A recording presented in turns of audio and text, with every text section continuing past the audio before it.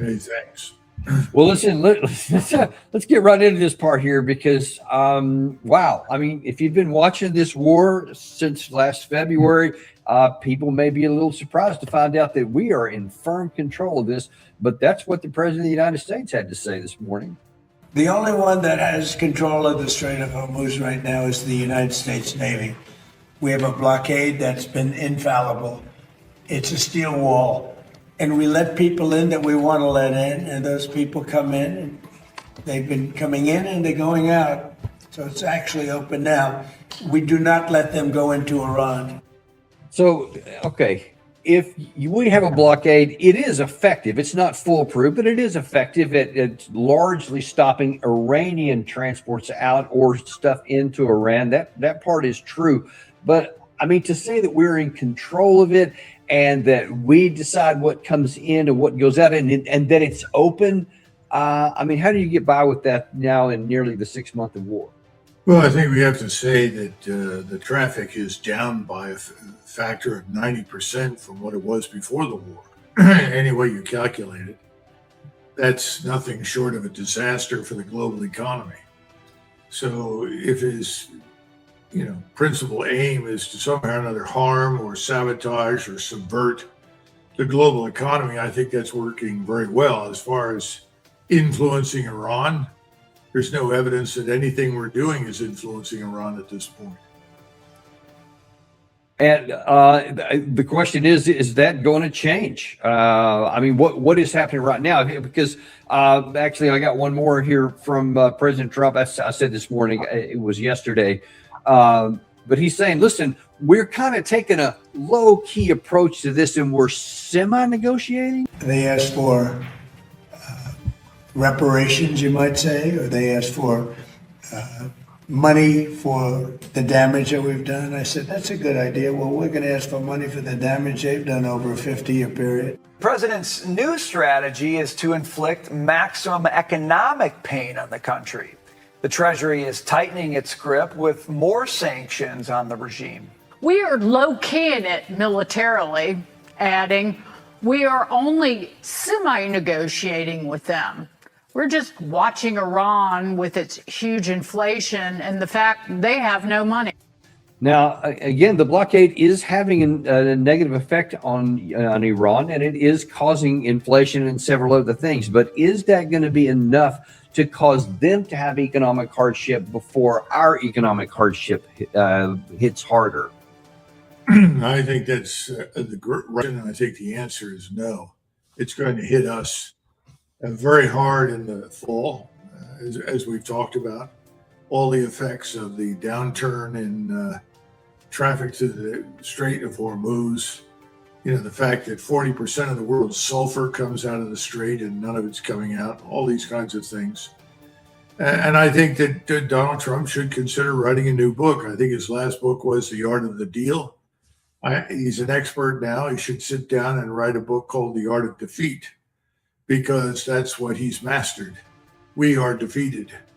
And nothing he does at this point is going to make any difference. And the Iranians have made that very clear. That's why they said they have no intention of negotiating with this administration. They'll wait until he leaves office, presumably in 2029. I think he might go earlier. But having said that, they know that we are not governed per se by Donald Trump or the voice of the American people.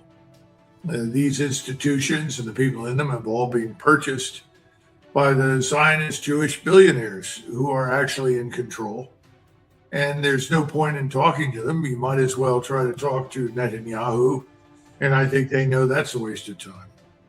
Let's take a look at some of the economic stuff here, because there is a school of thought that there are those here, and we're going to see some of those voices later in this show, that are saying, hey, there's economic pain on Iran, and there's some on us too, but it's going to hit them harder. But there is one factor. You mentioned the fertilizer.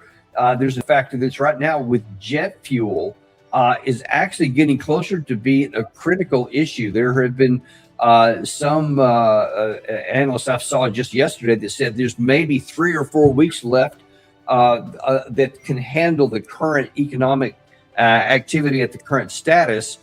And then they're going to have to start curtailing and cutting out, either dramatically raising the price of airline traffic, and that's everything, not just passengers, but also transport, etc.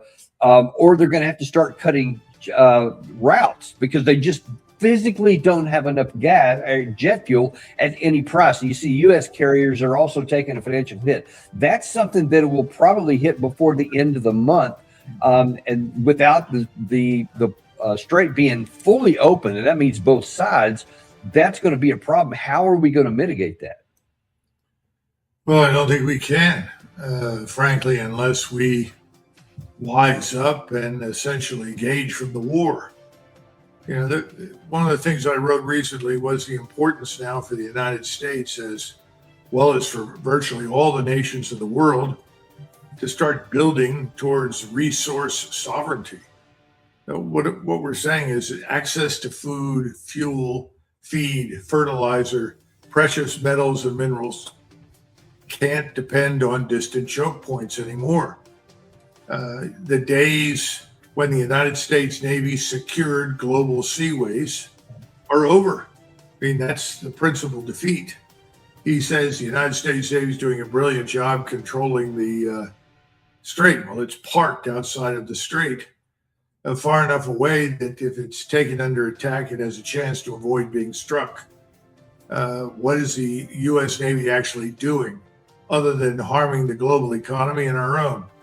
It certainly isn't helping us in terms of our national security. So I think ultimately what happens in the Gulf is that the non-Western world, Iran and other countries in the region, as well as around the world, will resolve the situation in the Gulf, not us. You know what? You talk about resource sovereignty here. One of the things about Iran is that they are largely self-contained. Is that they have the natural resources they have access here through the northern sea route here. They have lots of farmland, etc., where they can grow most of their own food. They have water. They obviously have petroleum resources. So even if you blockade everything, even if somehow you cut all these land routes, which we can't, not even close to having resources to even attempt that, much less succeed, you're not going to strangle them out, because they do have a version of resource in sovereignty that others don't have. And that leads to them being able to make statements or demands, I think, like these that they're doing right now, which is basically, we're not going to open the Strait of Hormuz until you correct your behavior, which they define as you must never threaten Iran again, permanently end the war, and with its allies in the region, lift the naval blockade, withdraw forces from the region, completely compensate Iran, and release our foreign assets, which is thing from the memorandum of understanding, but all up front. Instead of before, there was, I think, only three main things that we had to do: drop the blockade, release sanctions, and then provide frozen funds, which we didn't do. But everything else was supposed to be negotiated. Now they're saying all the things to negotiate have to be up front, or they're not going to open the Strait of Hormuz. And the question is, with that resource sovereignty to whatever degree, is that enough for them to maintain that even with the blockade longer than we can? Well, remember that Iran is a continental, which means that it has support and sustainment coming into it from Russia as well as China. We're a maritime power. Whatever we do has to go 6,000 miles, largely by ship and secondarily by air. And the bases that we're operating from are no longer bases in close proximity to Iran, which means that we've got that much further to go than we normally would, whether it's to launch strikes or to conduct surveillance or anything else. I think there are a couple of other things that we should mention. You know, there's a quote by Norman Davies, and it's a book about World War II, and it's really worth reading. And it's about it compares what happened during the war between Germany, Russia, or the Soviet Union and ourselves. And when you look at that and you fast forward into the current environment, you understand something. Iran can withstand a lot more damage. Their standard of living is not nearly as high as ours. If it suffers, it's not going to be as acutely felt in Iran as it is going to be felt here in the United States. The other thing is that Iran is in an existential war, much like the Soviet Union and Germany were. We're not in an existential conflict. We haven't even declared war, which is not a minor consideration. Then you've got to add something else. The Houthis inside al-Ansarah have now attacked Saudi Arabia's shipping in the Red Sea. The Saudis aren't moving anything out of Yanbu. They can turn around and destroy Yanbu if they decide to do it. And they can also reach Saudi oil infrastructure as well from southern Yemen. So I guess my point is, from a purely strategic calculus standpoint, the Iranians, in Donald Trump's words, hold all the cards, Dan. We don't hold any at this point. And in the meantime, the rest of the world, especially in the Middle East and Southwest Asia, is rearranging itself in real time. You now have this new alliance between Saudi Arabia. I don't want to say alliance, but it's clearly a security alignment between Saudi Arabia, Turkey, and Pakistan. My understanding is that the Egyptians are now under a lot of pressure to join it. And I think there's a lot of evidence that they may well do that. So that means the largest, most powerful Sunni Muslim Arab states, plus the Turks, plus Pakistan, will be aligned against Israel. I mean, absolutely, unquestioningly aligned against Israel, and secondarily against us. And it's not a direct attack on us, but it's a recognition that we've demonstrated we can't protect anybody in the Gulf.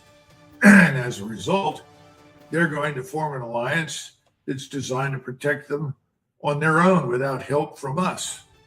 So I think this new Turkey, Saudi, Paki, potentially Egypt defense pact is crafted to halt Greater Israel and replace us in the Gulf.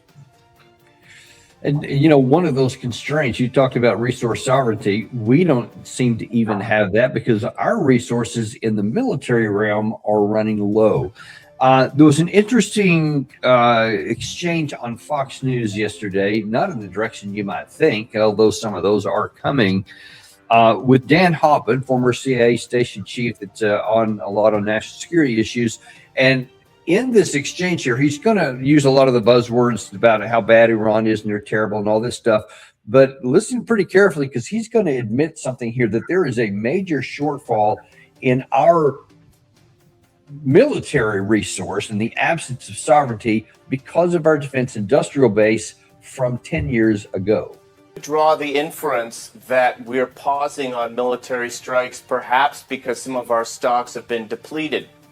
What I would emphasize from my experience serving in the intelligence community and deployed overseas for years in war zones with the U.S. military, this is not like a water faucet that you can turn on. If we're talking about our defense industrial base, this is something we want to build out. We should have been building out 10 years ago. And so if the Trump administration is doing this now, and Deputy Secretary Steve Feinberg has taken the lead, and that's good because he's had extraordinary experience and success in the private sector, that will be good for 3-4 years down the road. We need to do this, and the Congress needs to be briefed, and they need to be supportive, I think, of what is an astronomically high defense budget, but it looks like it's something that we need to be doing. Now, he also went on to talk about the debt that we have, and I'll talk about that separately because that affects it. But he's admitting here now that, and this is something you've always said, even on our show and in your books, that you want to, the army, the military that you want to go to war with, you had better been starting it 10 years before, because that's how long it takes to bring these things into account. He's talking about just the defense industrial base is 3 years or more away from even having an effect on what's going on now. But Doug, we just talked about, we've got 3 or 4 weeks to make some kind of a decision here, or we're going to be in a world of financial hurt. Well, Hoffman and Feinberg are both Israeli firsters. So they're going to find an excuse to do whatever is possible to pour more money into this war against Iran. And for that matter, into any conflict that is either anti-Russian, anti-Iranian, and for the most part, anti-Muslim, anti-Islamic, let's put it that way, in the region. We have no interest in that as a country. There's no reason why we should be engaged in any of those things. So let's get that straight. Secondly, yes, he's telling us now things that we said a very long time ago. I don't know how many times I've written it, and I wrote it because I was being told these things by friends in the industry, friends in Lockheed Martin, Raytheon, Northrop Grumman, GD. We have no surge capacity, none. That's something that we lost a long time ago, and no one cared. The biggest problem we have is that the whole force posture is designed for the short war. It's designed to essentially beat down weak opponents that have little to no air and missile defense, and certainly no significant naval or air force capability. Those days are over, and what Iran marks is a fundamental sea change in the history of international relations.